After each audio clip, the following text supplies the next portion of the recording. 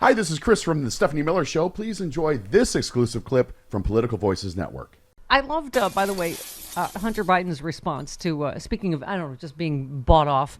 He said that he declines to testify unless they have the Trump children also testify, which is, yes, okay, then let's get Jared up there and find out about the $2 billion bloody Saudi money, right? Smart. And this is the thing, you see these interviews at Trump rallies where, the interviewers will recount all the things that the Trump kids did during their father's administration. And they say, like, don't you think the kid should be, charged? And they all think they're talking about Hunter. And then he tells them that they're talking about the Trump kids. And all of a sudden it's like, yeah, oops. Yeah, exactly. Chris, who said this place just keeps going downhill? Mike Johnson's ability to talk me into staying here is going to be as successful as his ability of talking me into unconstitutional impeachments. Who said that? Bam Bam Rubble. No, you just played it at the top. Ken Buck. Oh, is that who you are? What you like to do? In his case, both. Okay. Bucking the Republican. Carl, I have to say, it is a fantastic parting shot in that already Lauren Boebert is whining about the election being rigged against her now, and she was going to lose anyway. But what is your take, on the fact that people are saying, like, they literally could hand the gavel to Hakeem Jeffries before the election? I mean, we're down to a two-person majority, right? That actually they're saying other people actually, I don't know, that's the rumor, is they're thinking about also leaving. Well, you have to ask yourself, like, are we surprised? Look, they've gotten nothing done, right? How did he become speaker? He's like the ninth choice. Right? And by the way, that tells you everything you need to know. Mike Johnson was blindsided by this, apparently, by Ken Buck's departure. Yeah. Nobody talks to each other in the Republican conference. That is evident in how they do their thing, their thinking and decision making there. The Republican speaker is that position. If you are a Republican and you were elected speaker, you are cursed. Mm-hmm. It is like your family took the totem back on the plane from Hawaii with the Bradys. Yes. Because your job is not going to last. See, I went with Spinal Tap drummer, but that's even better. Yeah, the Bobby Brady Tiki amulet. Yeah, it's fantastic. They say he was blindsided, as was Steve Scalise, number 2. Ken Buck has not been happy for a long time. It kind of reflects the sort of radicalization of somebody in Ken Buck, who came to some level of prominence running as a Tea Party candidate in 2010, which feels like an ice age for the U.S. Senate, a political outsider who gets to the House. He's done 10 years in the House. I mean, remember we used to think the Tea Party was so radical and lunatic? I mean, now those people are getting pushed out because they're not nearly MAGA and lunatic enough. Well, I mean, I think part of it comes down to, what is the threshold for somebody to be like, enough.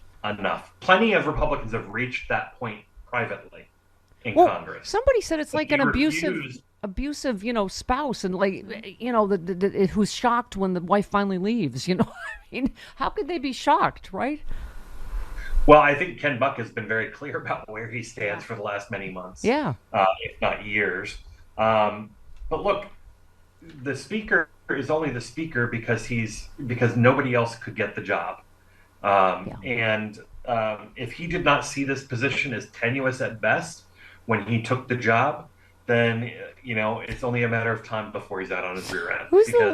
Who's the little teeny tiny guy that was before him? Patrick McHenry? The angriest elf? Yeah. He's leaving too. He's a Keebler. And he was taking shots at what a loser Mike Johnson is, because what you just said, that no one else wanted it and he was fifth choice. It's like Russian nesting dolls, right? Like he's even little, like Mike Johnson's this big. And right. And what we know is that every Republican is full of themselves, right? So yes. Carl, you're on fire this morning. That was pretty significant, right? I mean, obviously, this has been one of the factors, is how much of this, I don't even know, uncommitted, whether it's RFK Jr., third party, whatever, is going to affect November. But I think that was a huge step forward that Ilhan Omar, I think that she was so unequivocal and said, of course, our democracy's on the line, end of period, right? Well, I think that bears out in the polling and in the results. In primary after primary, we're seeing Trump, who doesn't even have an opponent anymore, getting like 60% of the primary vote in his own party. Shows remarkable dissatisfaction with their choice and a lack of unity on their side. And on the Democratic side, you may have people registering protest votes, but um, for all intents and purposes, people are fairly united. You know, what Aaron tweeted, great point by Carlos Alzraki yesterday on the Stephanie Miller Show. Netanyahu and Putin don't want you to vote for Biden. They'll do anything they can to get you not to vote for Biden. If you really want Netanyahu out, voting third party and electing Trump will only strengthen Putin and Netanyahu. And I think, I keep quoting Dino Badella because he's obviously part Palestinian and feels very strongly about this, understandably, just saying Netanyahu is deliberately now doing everything he can to undermine Biden so that Trump will get back in. I had trouble hearing that. Uh-oh. I think it was something along the lines of Netanyahu and Yeah. whether he has a thumb on the scales. I think it would not be the first time that we've seen an attempt like this. And look, I think what's telling is that it's not impacting Biden's strategy here. And if the shoe were on the other foot, if this was Trump, I think we'd be seeing something entirely different. But this is a president who's focused on doing what's right. Yep. Can you hear me now? I can. Okay. I don't know what that was. It's our poltergeist. They're back. Sure. Just to F with us. Okay. Yeah, and, again, I don't want to get happy clappy.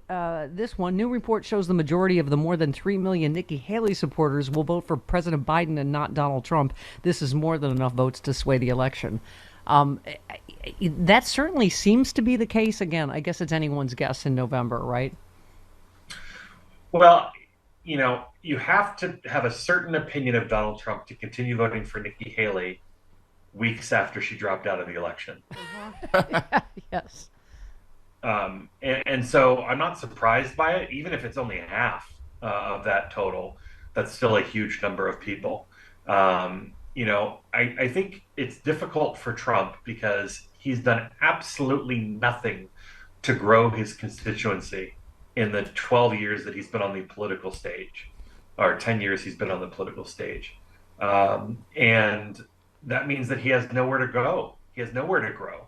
And if anything, he's shrunk his ability to persuade people to come to his side. Right. And obviously, the one, wild card everybody keeps talking about, Carl, is a criminal conviction. Well, I know it's anyone's guess whether there will be a trial, whether there will be a conviction before the election. Let's talk about this Fani Willis thing, because this broke during our show yesterday. And of course, we're used to going, oh my God, he's going to get away with it. But Judge McAfee eliminated some of the Fulton County election interference charges against Trump yesterday. Some legal analysts believe that gives a clear hint about how he will rule on disqualifying District Attorney Fani Willis. Norm Eisens explained the move is somewhat of an indication that Judge McAfee will not disqualify Willis, refusing to throw out key elements of the RICO charge, although he's tossing few of the later counts against a few of the defendants for lack of specificity. If he was going to disqualify Willis, he would likely not have bothered to wrap up this very detailed order, since he's busy and disqualification will effectively freeze the case for a while. So I'm not as panicked about that particular one. It feels. Did you say, Chris, today we may hear? We could hear as early as today. Yeah. Sure. I mean, But I think most reasonable people think it would be ridiculous for him to disqualify Fani Willis. Yes, it would be. And what's telling to me is that, and probably what keeps Trump up late at night, other than the Adderall, is the fact that you look at Republican polling. A hefty percentage of Republicans will not vote for him if he's convicted. I think they don't understand what charges he faces because they're ostriching their way through the primary with their head in the sand, right? Yeah. So they don't know what he's actually being charged with, other than what they might hear or glean on Fox News or and the lies that he puts out constantly about it. Right. And so when and if that happens, I think that brings remarkable clarity to the situation. Even if only a small fraction of the Republicans who say they will not vote for him if he's convicted, even if only a fraction of them end up doing that, that's still a lot of people he can't afford to lose. Just one more so we understand this. Tristan Snell, our legal lad, said, no, Fani Willis's case against Trump has not been destroyed. Judge McAfee made it crystal clear that Willis can refile, adding more details. He's just covering himself, making sure he can't be overturned on appeal after Trump and his cronies get convicted, because they will be. And that's what a lot of, everybody's saying that this and the documents case are pretty slam dunk, either on tape or documents, right? So Renato Mariotti, our other legal ed, said, key point, Fani Willis and her team could re-indict and add those counts right back into the indictment as the judge contemplated in the footnote below. Doing so would add delay, so she may not do so. There are many other counts, although now Meadows is only charged with RICO. So it does seem, I don't even know what that means. Do you, Jody? No. Something. It's just fun to say specificity. It's an order quashing certain counts in the indictment because they lack specificity to put the defendants on notice so they can prepare an adequate defense.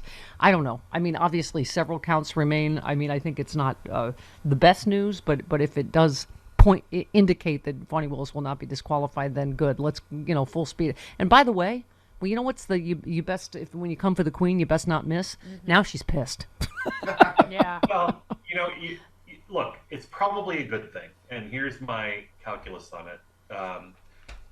If there's concern that these could be overturned because of the lack of specificity, thank you. Then it's better to head that off at the pass now, right? And have the opening for refiling than to get further down the road and have it overturned. Yeah, good point. Want to get your take on another vote. Our good friend Black Knight, our new friend, tweeted, can't believe we got more votes for banning TikTok from America than we got for banning Trump. They're both owned by foreign adversaries, but only one of them is running for president. That's a good point. And I do get some people saying, what's the difference, with Twitter and Facebook? Like they've all been used by foreign adversaries to, interfere in our elections. Well, and that's the thing. The same people that people are concerned about with TikTok could be posting things on Facebook and they don't give a care, right? And it's interesting to see that Trump has changed his tune on TikTok as well. Yeah. All it took was one of his billionaire donors being one of the financiers of TikTok to get him to change his mind on whether or not it should be banned. He was shocked to find there's gambling going on TikTok. Here are your winnings, Mr. Trump. Oh, thank you. This after 2 years of his administration trying to pull the plug on it for purely political reasons, but it's telling nonetheless. I don't think it's going to get banned. I think TikTok is taking this very seriously. They're actually posting content and getting people to take action through the app. I think the fact that Trump is willing to turn on a dime at the behest of a billionaire donor should give us all pause about anything he says. Well, he famously doesn't drink, but now he is guzzling Bud Light by the keg, apparently. For the same reason, because they did a fundraiser for him, I guess. Yeah. Yeah, that's principle, Carl. It is. I heard it's ketchup in his Bud Light, though.